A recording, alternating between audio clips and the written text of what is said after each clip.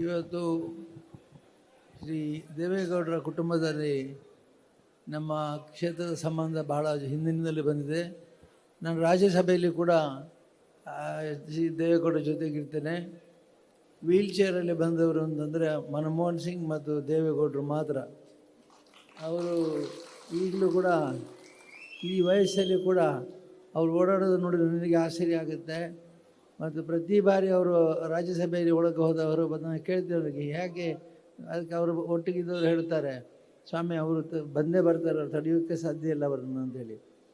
ಹಾಗೆ ಅಷ್ಟು ರಾಷ್ಟ್ರದ ಬಗ್ಗೆ ಅವರಿಗೆ ಕಲ್ಪನೆ ಇದೆ. ಮತ್ತು ರಾಷ್ಟ್ರದ ಬಗ್ಗೆ, ರಾಜ್ಯದ ಬಗ್ಗೆ ಪ್ರತಿಯೊಂದು ಸೂಕ್ಷ್ಮ ವಿಚಾರಗಳು ಕೂಡ ಸಿದ್ದೇಗೌಡರ ಗಮನಕ್ಕೆ ಬರುತ್ತದೆ. ಮತ್ತು ಪ್ರತಿಯೊಂದು ವಿಚಾರದಲ್ಲಿ ಕೂಡ ಅವರು ತಮ್ಮದೇ ಆದಂಥದ್ದು ಒಂದು ದೃಷ್ಟಿಯನ್ನು ತೋರಣೆ ಇಟ್ಕೊಂಡಿದ್ದಾರೆ. ಅವರನ್ನು ಈ ಸಂದರ್ಭದಲ್ಲಿ ಸ್ಮರಿಸಿ, ನಮ್ಮ ಶ್ರೀ ಕುಮಾರಸ್ವಾಮಿ ಅವರು ಅವರ ಜೊತೆಗೆ ಈಗ ಸಚಿವರಾಗಿ ಹೇಳಿದ್ದಾರೆ. ಅಲ್ಲಿ ಭೇಟಿಯಾಗಿ ಇಲ್ಲಿ ಬರ್ತೀನಿ ಅಂತ ಹೇಳಿದರು. 2-3 ಸಾರಿ ಕಾರ್ಯಕ್ರಮ ನಿಗದಿಯಾಗಿ ಮತ್ತೆ ಅದು ಮುಂದುವರಿಯಿತು. ನಿಖಿಲ್ ಕುಮಾರಸ್ವಾಮಿ ಅವರೇ ಮತ್ತು ಇತರ ಎಲ್ಲ ಇಲ್ಲಿ ಪಕ್ಷದ ಶಾಸಕರೇ ಮತ್ತು ಮಾಜಿ ಶಾಸಕರೇ, ಈಗ ಶ್ರೀ ದೇವೇಗೌಡರವರನ್ನು ನಾನು ಸ್ಮರಿಸಿದೆ. ಅವರು ಡೆಲ್ಲಿಯಲ್ಲಿದ್ದಾಗ ನನಗೆ ಭಾಳ ಸಲ ಭೇಟಿ ಆಗ್ತಾರೆ. ಮತ್ತು ಪ್ರತಿ ಬಾರಿ ಅವರು ರಾಜ್ಯಸಭೆಗೆ ಬಂದಾಗ ರಾಜ್ಯಸಭೆ ಒಮ್ಮೆ ಎಚ್ಚೆತ್ತುಕೊಳ್ಳುತ್ತದೆ. ಒಮ್ಮೆ ಎಚ್ಚೆತ್ತುಕೊಂಡು ಎಚ್ಚರಿಕೆಯಿಂದ ಅವ್ರನ್ನ ನೋಡ್ತಾರೆ, ಅವರ ಮಾತುಗಳನ್ನು ಗಮನಿಸ್ತಾರೆ ಮತ್ತು ಅವರ ಗೌರವ ಕೊಡ್ತಾರೆ.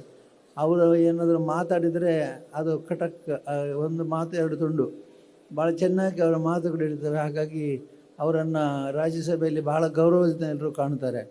ಅಂಥ ಮಹಾತ್ಮರನ್ನು ನಾವು ಇವತ್ತು ಸ್ಮರಿಸಿ, ಈಗ SIT ಬಗ್ಗೆ ಈಗಾಗಲೇ ಅವರು ಹೇಳಿದ್ದಾರೆ, ನಿಖಿಲ್ ಕುಮಾರಸ್ವಾಮಿ ಹೇಳಿದ್ದಾರೆ. ಹಾಗಾಗಿ ನಾನು ಹೆಚ್ಚು ಮಾತಾಡೋ ಹಾಗಿಲ್ಲ, ಯಾಕಂದರೆ ತನಿಖೆ ಪೂರ್ತಿ ಆಗಿಲ್ಲ, ಸ್ವಲ್ಪ ಆಗಿದೆ ತನಿಖೆ. ಹಾಗಾಗಿ ಅದು ಪೂರ್ತಿ ಆಗುವವರೆಗೆ ನಾನು ಏನು ಹೆಚ್ಚು ಮಾತಾಡೋದಿಲ್ಲ ಅಂತ ಹೇಳಿ ಇಷ್ಟೇ ಹೇಳಬಲ್ಲೆ. ನಮ್ಮ ರಾಜ್ಯದ ಬಗ್ಗೆ ಬಹಳಷ್ಟು ದೊಡ್ಡ ಕಲ್ಪನೆಯನ್ನು ಇಟ್ಟುಕೊಂಡು ಪ್ರಗತಿಯ ಬಗ್ಗೆ ದೃಷ್ಟಿಯನ್ನು ಇಟ್ಟುಕೊಂಡಂಥ ದೇವೇಗೌಡರು ಮತ್ತು ಕುಮಾರಸ್ವಾಮಿ ಅವರ ಬಗ್ಗೆ ನನಗೆ ಅಪಾರವಾದ ಗೌರವ ಇದೆ.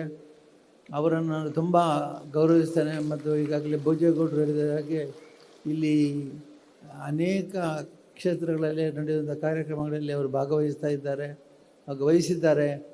ಮತ್ತು ಅವರ ಸದೃಷ್ಟಿ ಇದೆ. ಈಗಾಗಲೇ ನಿಖಿಲ್ ಕುಮಾರಸ್ವಾಮಿ ಅವರು ಭಾಳ ಚೆನ್ನಾಗಿ ಕೆಲವು ಮಾತುಗಳನ್ನು ಹೇಳಿದ್ದಾರೆ. ಕ್ಷೇತ್ರದಲ್ಲಿ ನಾವು ಹಿಂದೆ ನಮಗೆ ಬೇಕಾದದೇ, ಕ್ಷೇತ್ರದಲ್ಲಿ ಯಾವುದೇ ತಪ್ಪುಗಳು ನಡೆಯದಂತೆ ನೋಡಿಕೊಳ್ಳೋದು ನನ್ನ ಜವಾಬ್ದಾರಿ.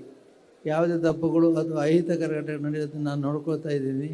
ಅದರಲ್ಲಿಯೂ ಕೆಲವು ಅಪವಾದಗಳು ಬಂದಾಗ ಅದನ್ನು ಎದುರಿಸಲಿಕ್ಕೆ ನಾವು ಭಾಳ ತಯಾರಿದ್ದೇವೆ. ನಾನು ಮತ್ತು ನನ್ನ ಸಹೋದರರು ತಯಾರಿದ್ದೇವೆ ನಾವೇ.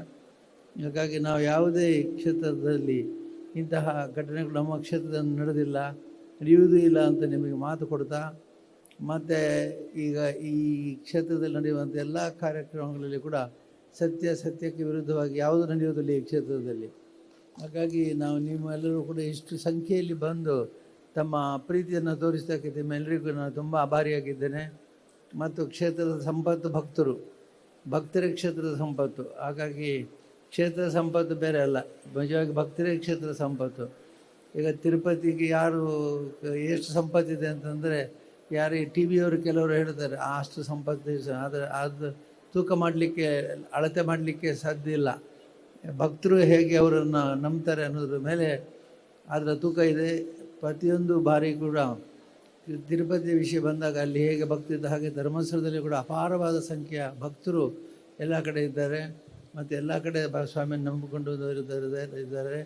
ಮತ್ತು ಸ್ವಾಮಿಯನ್ನು ಭಕ್ತಿಯಿಂದ ಶ್ರದ್ಧೆಯಿಂದ ನಂಬಿಕೊಂಡವರು ಇದ್ದಾರೆ. ಅವರೆಲ್ಲರಿಗೂ ಕೂಡ ನೀವೆಲ್ಲರೂ ಕೂಡ ಸ್ವಾಮಿಯನ್ನು ನಂಬಿದವರಿಗೆಲ್ಲರಿಗೂ ಕೂಡ ಇಂಬು ಕೊಡುವವನು.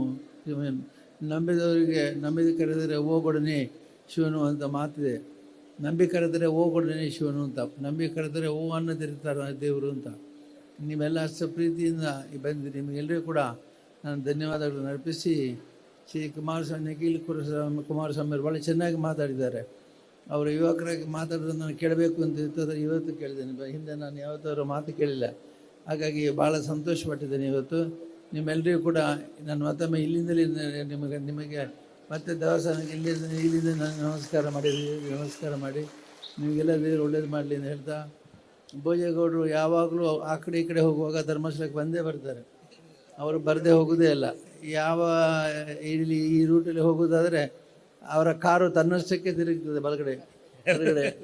ಅಂದರೆ ಧರ್ಮಸ್ಥಳಕ್ಕೆ ಬಂದೇ ಭೋಜೇಗೌಡರು ಹೋಗುವುದು, ಧರ್ಮಸ್ಥಳ ಬರೆದವರು ಎಂದೂ ಹೋಗುವುದಿಲ್ಲ.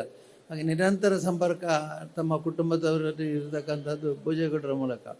ಹಾಗಾಗಿ ಅವರಿಗೆ ವಿಶೇಷವಾದ ಪ್ರೀತಿಯ ಸನ್ಮಾನಗಳನ್ನು ಹೇಳಿ ಎಲ್ಲರಿಗೂ ದೇವರ ಆಶೀರ್ವಾದ ಇರಲಿ ಅಂತೇಳಿ ನಾನು ಪ್ರಾರ್ಥಿಸ್ತೇನೆ. ನಿಮ್ಮೆಲ್ಲರಿಗೂ ಸ್ವಾಮಿ ಅನುಗ್ರಹ ಇರಲಿ, ನಿಮ್ಮ ಪ್ರೀತಿ ಹೀಗೆ ಉಳಿಯಲಿ, ನಿಮ್ಮ ವಿಶ್ವಾಸ ಹೀಗೆ ಉಳಿಯಲಿ ಅಂತೇಳಿ ನಾನು ನಿಮಗೆಲ್ಲ ವ್ಯವಸ್ಥೆ ಮಾಡಬೇಕಿತ್ತು, ಸರಿಯಾದ ವ್ಯವಸ್ಥೆ ಮಾಡಲಿಕ್ಕಾಗಲಿಲ್ಲ, ಅನ್ಯथा ಭಾವಿಸಬೇಡಿ ಅಂತ ಹೇಳಿದ ಸ್ವಾಮಿ ಅನುಗ್ರಹ ನಿಮ್ಮೆಲ್ಲರ ಮೇಲೆ ಕೊಡಿ.